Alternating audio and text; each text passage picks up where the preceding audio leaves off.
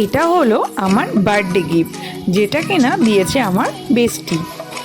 তো আজকের ব্লগটায় আমি দেখাবো আমার বার্থডেতে কি ঘটেছিল। তো আমি সৃজিতা তোমাদের কাছে নতুন একটা ব্লগ নিয়ে এসে গেছি। তো সকলে বন্ধুরা কেমন আছো? আশা করছি সকলেই ভালো আছো। তো আমি ফার্স্টেই তোমাদেরকে একটা কথা জানিয়ে রাখি। তো আমার কয়েকটা কারণে এবারে মুডটা খারাপ থাকার কারণে আমি আমার হাজব্যান্ডকে বলেই দিয়েছিলাম যে এবছরে আমি কোনো কেক কাটিং করব না। তো তুমি কেক টেক যেন কিছু এনো না। কারণ ও প্রত্যেক ইয়ারই আমার জন্য সারপ্রাইজ রাখে। তো রাত 12টার সময় হঠাৎ করে সারপ্রাইজ দেয়, কিন্তু আমি এবছরে বারণ করে দিয়েছিলাম বলে তো এবারে ও আনেনি। তো হঠাৎ করেই 12টা বাজার আগেই যে আমার বেস্টি এইভাবে আমাকে সারপ্রাইজ দেবে আমি জাস্ট ভাবিনি। তো খুব ভালো লেগেছিল। তো এই যে দেখো, হঠাৎ করেই ওরা রাত্রিবেলা এসে হাজির, এই যে কেক টেক নিয়ে। ওই যে গিফটটা যেটা আমি ফার্স্টেই তোমাদেরকে দেখিয়ে দিয়েছি, তো ওই গিফটটা নিয়ে পুরো হাজির। তো আমি তো জাস্ট শকড। আমি তো শুয়ে পড়েছিলাম, লাড্ডুবাবুকে ঘুম পাড়াচ্ছিলাম। ও সেদিনটা একটু দেরিই করে ফেলেছিল ঘুমাতে, আর আমাদের একটু ঘুমোতে দেরি হয়ে যাচ্ছিল। তো আমি তো ঘুম পাড়াচ্ছিলাম। তারপরে হঠাৎ দেখলাম যে মানুষ গলার আওয়াজ। তো সেই কারণে বাইরে বেরিয়ে হুড়মুড় করে দেখি যে কিনা ওরা এসে হাজির। তো আমার হাজব্যান্ডটা ওদের সঙ্গে প্ল্যানে একসাথেই ছিল। আমি জানতাম না, যাও ওরা সকলে মিলেই সারপ্রাইজ দিতে চেয়েছিল। সেদিনে কিন্তু আরও দুজন খুব বেশি খুশি হয়েছিল, যেটা কিনা হলো লাড্ডুবাবু আর ওর বোনু। তো চলো তোমাদের সঙ্গে সেটাই শেয়ার করি। Happy birthday to you, happy birthday to you, happy birthday to you.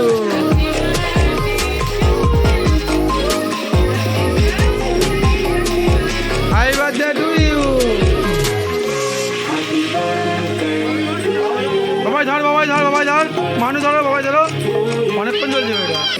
অনেক ভালোবাসা তোকে বৃষ্টি, আর তোদের সকলকে অনেক ভালোবাসা। তো তোরা এইভাবেই থাকিস আমার সঙ্গে, তাহলে জীবনটা আর কি চাই। এরকম ভালো বন্ধু যে আমাদের বন্ধুত্বটা জানো তো বন্ধুরা, আমাদের বন্ধুত্বটা প্রায় 1 যুগ পেরিয়ে গেছে। তো সারা জীবন যেন আমরা এইভাবেই থাকতে পারি, এটাই আর কি তোমরা আশীর্বাদ করো। তো এই যে দেখছো বাচ্চাগুলোদের কত আনন্দ। তো ওরা দুজনে মিলে আমার সাথে বলছিলাম যে কেকটা কাটো। তো তারপরে ওদেরকে আর কি, ওরা যেহেতু ছোটো তো ওদেরকে বেশি ভালো লাগে।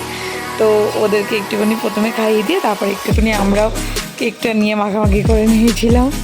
বাচ্চাগুলো তো খুব খুশি। ওদের যে কটা ক্যাডবেরি ছিল দেওয়া কেকের মধ্যে, সব ওরা বেছে বেছে কে কত তাড়াতাড়ি খেতে পারে, এরকম একটা ব্যাপার আর কি।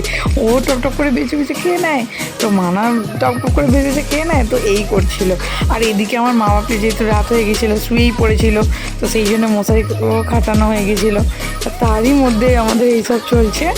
তো এইভাবেই সেই দিনের রাতটা খুব ভালোভাবে কেটে যাচ্ছিলো।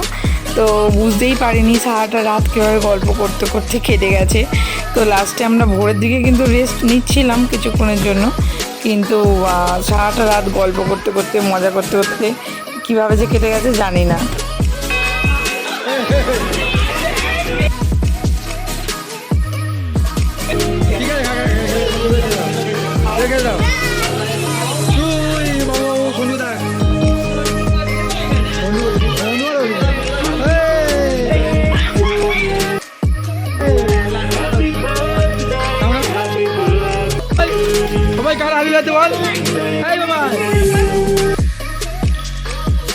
দেখছো লাড্ডুবাবু কীভাবে ক্যাডবেরিগুলোকে নিয়ে খেয়েই যাচ্ছে সারাক্ষণ। তো এইভাবেই তুই আমার সঙ্গে সারা জীবন থাকিস, আমি ওকে এটাই বলছিলাম। তো এই একটা ছোটো ছোটো মুহূর্তগুলো একটা আলাদা রকম এলাকা। আমার মা বাপি সবাইকে একসাথে পাশে পেয়ে একসাথে সেই সময়টা খুব ভালোভাবে কেটেছিল। আর অনেক অনেক অনেক ভালোবাসা। তোদেরকে থ্যাংক ইউ বলবো না, থ্যাংক ইউ বললে তোদের দেওয়া এই এত সুন্দর সারপ্রাইজটা নষ্ট হয়। তো থ্যাংক ইউ আমি সচরাচর কাউকে বলি না। তো থ্যাংক ইউ জানানো মানে যে একটা ছোট শব্দের মাধ্যমে আমার সমস্ত কিছু মানে তাদেরকে পূরণ করে দেয়, সেই জন্য আমি থ্যাংক ইউ জানাই না। তো অনেক ভালোবাসা। এই যে দেখছো লাড্ডু বাবু আর বনু কিরম ড্যান্স করছে, আর তো আমরাও একটু সেই তালে ড্যান্স করে নিচ্ছিলাম সকলে মিলে। তো এইভাবেই হাসি মজা ঠাট্টা করে করে সেই রাতটা কীভাবে কোথা দিয়ে কেটে গেছিলো জানি না। তো পরের দিন আমার মা রান্না করে দিয়েছিল আমাকে, কিন্তু যেহেতু ওই যে আমার বান্ধবী আর কি বৃষ্টির হাজব্যান্ডের ওর ডিউটি ছিল বলে ওরা বেরিয়ে গেছিলো পরের দিনে, তো ওরা আর আসতে পারেনি। তো কি করব, মনটা খুব খারাপ ছিল যে, কিন্তু কিছু করারও নেই কাজের ক্ষেত্রে, তো ডিউটি জোর করাও যায় না, আর করা উচিতও না, সেই জন্য আর কিছু বলেনি। তো সেই জন্য ওরা সকাল সকালই চলে গিয়েছিল। তো আমার মা বেলার দিকে একটু রান্না করে দিয়েছিল।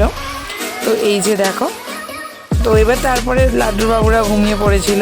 তারপরে পরের দিন সকালবেলা মাকে বলেছিলাম হালকা করেই কিছু করো। তো মা এই যে যাও, আমি ফ্রায়েড রাইসটা ভালোবাসি বলে ফ্রায়েড রাইস, চিকেন, আর এদিকে পায়েসটা বলে মেয়েদের নাকি দিতে নেই, কিন্তু আমার মা তো ছোটোবেলা থেকেই আমাকে দেয়, তো সেই কারণে মা পায়েসটা আমাকে তৈরি করে দিয়েছিল। আর জাস্ট অসম খেতে হয়েছিল পায়েসটা।